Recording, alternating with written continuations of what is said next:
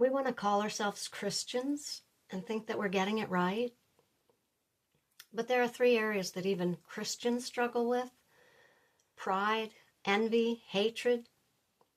Today we're going to talk about hatred, specifically unforgiveness. If you are harboring resentment, bitterness, unforgiveness in your heart toward anyone, you're destroying your life. And I know this to be true. I speak from experience.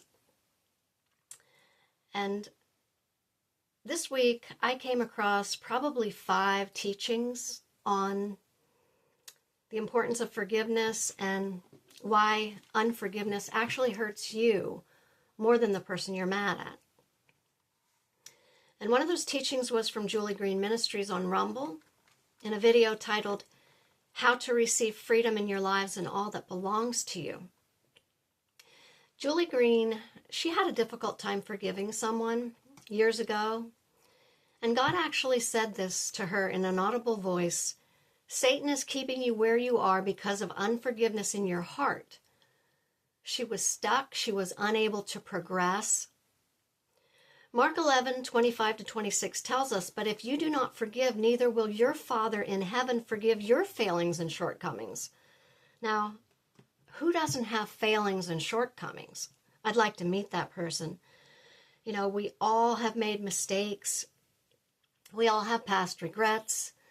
Every one of us needs forgiveness. So what right do we have to deny forgiveness when we need it ourselves? Julie said, and I'm paraphrasing, unforgiveness is like drinking poison and then thinking that your hatred will affect someone else. But the person most affected is you. So here are some ways that unforgiveness will destroy your life. And first of all, the reason that unforgiveness is so destructive is that it opens a door for the enemy to come in and poison your emotions, your mind, your thought life, your soul, even your physical body.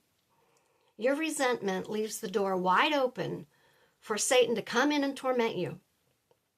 And there is a scripture in the Bible that warns of this in Matthew 18, when Jesus teaches the parable of the unforgiving debtor, when an angry king sent a man to the torture chamber for refusing to forgive a debt after the king had just forgiven him his debt. And Jesus says, so shall my Father do to you if you refuse to truly forgive others. Just like that angry king, God will release you to the tormentors if you refuse to forgive. The tormentors are demons. In an article by Carl Joseph titled, Are You Handed Over to the Tormentors? And you can find that at carljosephministries.com. The author of that article says, the demonic realm is ever present all around us, and when we give legal ground over to them by resentment, hate, bitterness, jealousy, anger, or unforgiveness, we are being handed over to these demonic tormentors.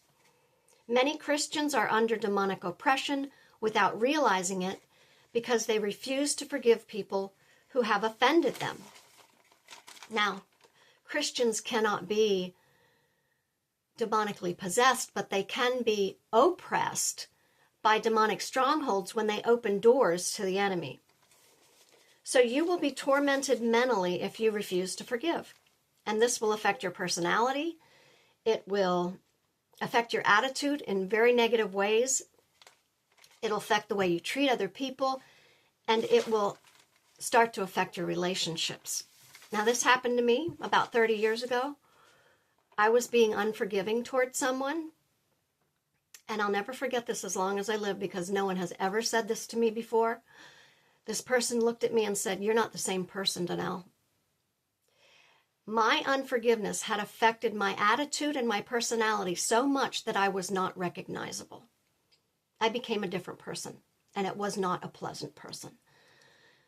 Another thing, unforgiveness is a prayer blocker and a blessing blocker.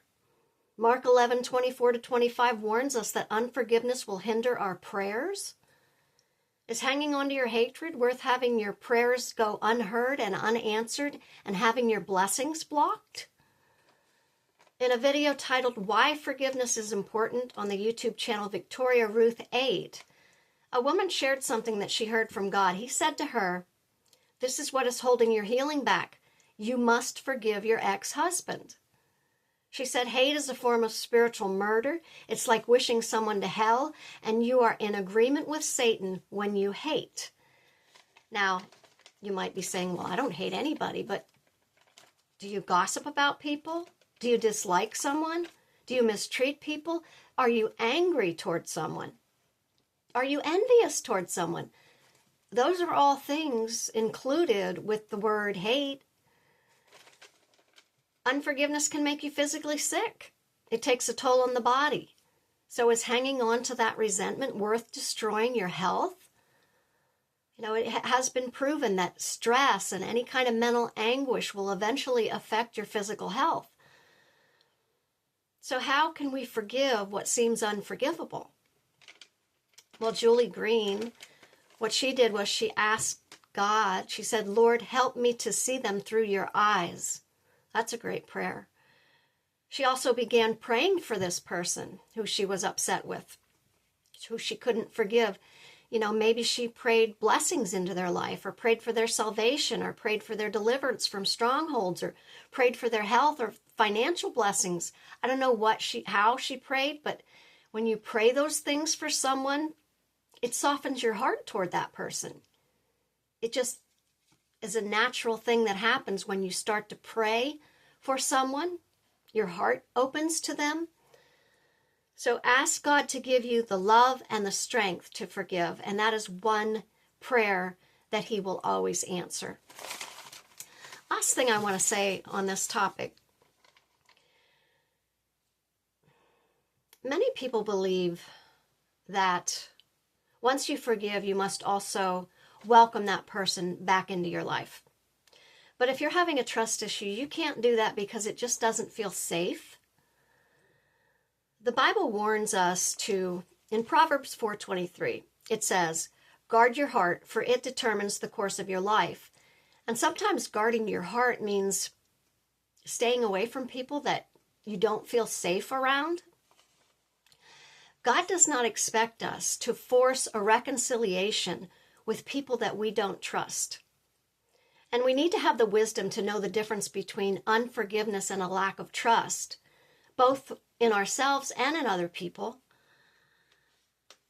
You know, don't get these two mixed up, because you're just going to be piling more hurt on top of someone's pain if you accuse them of unforgiveness when the real problem is a lack of trust. So, I hope this video has encouraged you. If there's someone that you've been feeling some resentment toward, thanks for listening. I appreciate you being here, and I appreciate you staying to the end. I do pray that these videos reach the right people at the right time, and you can help promote this message by liking, subscribing, sharing, and commenting.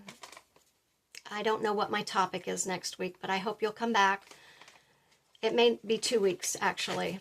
I've been focusing more on quality rather than quantity, so sometimes my videos are 2 weeks apart.